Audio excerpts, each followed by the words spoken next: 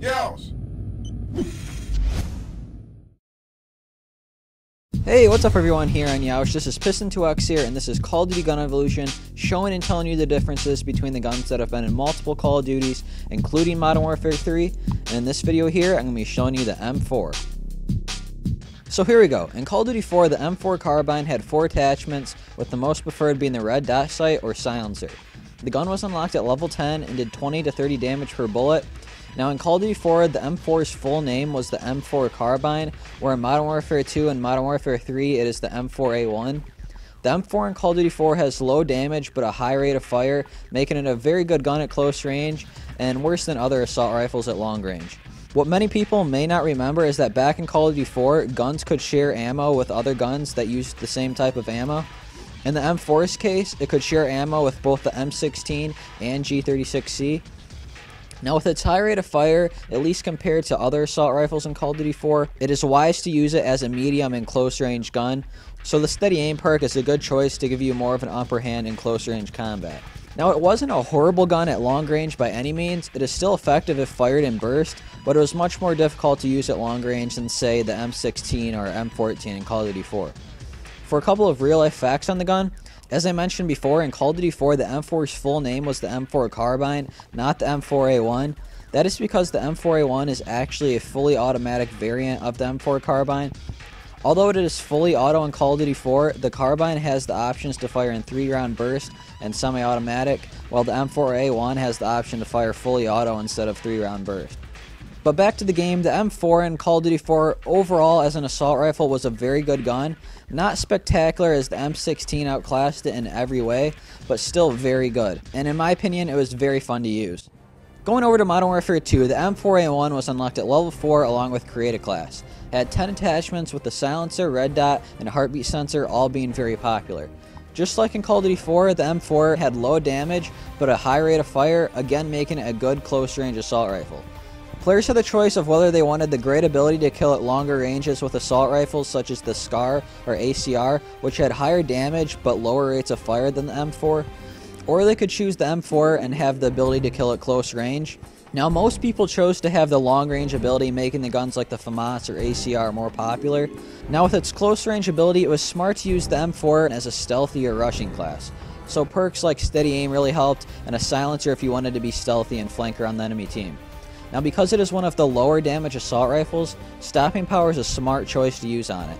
This makes it kill in 4 shots even at longer ranges. But now back to a few more real life facts on the gun. The M4 has been in service since 1994 and is still used in combat today. In fact, the M4A1 is used by almost all US Special Operation units, including the Army Rangers, Army Special Forces, and Navy SEALs. The M4 traces back to earlier carbine versions of the M16. All of these though are based on the original AR-15.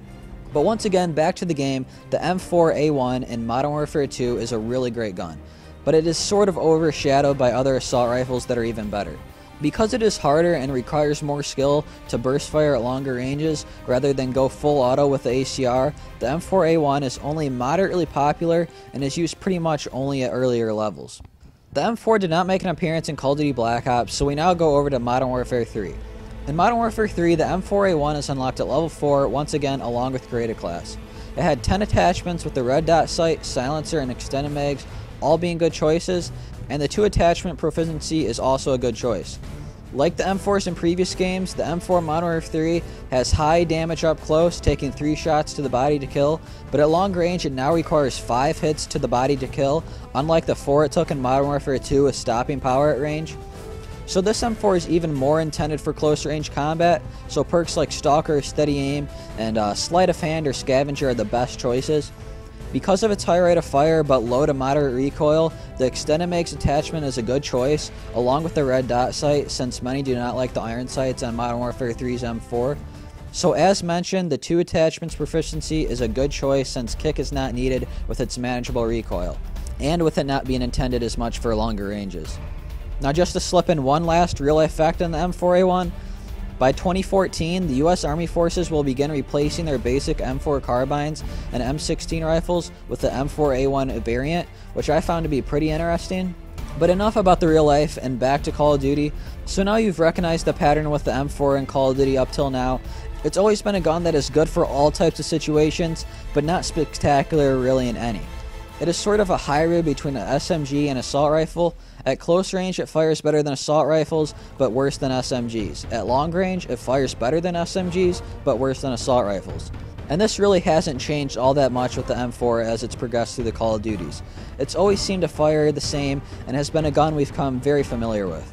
Like most guns that have appeared in multiple Call of Duties, some are better than others, some are used more than others, but in the M4's case they all have been moderately used, although I would say Modern Warfare 3's is worse than both Modern Warfare 2's and Call of Duty 4's, but not really by that much. Well, that's the end of this video, guys. I really hope you liked and enjoyed the video. Stay tuned for the next episode in the Call of Duty Gun Evolution series. Now, if you want to go check out previous episodes here on Yeousch, I have done them on the AK-47, M14, and P90.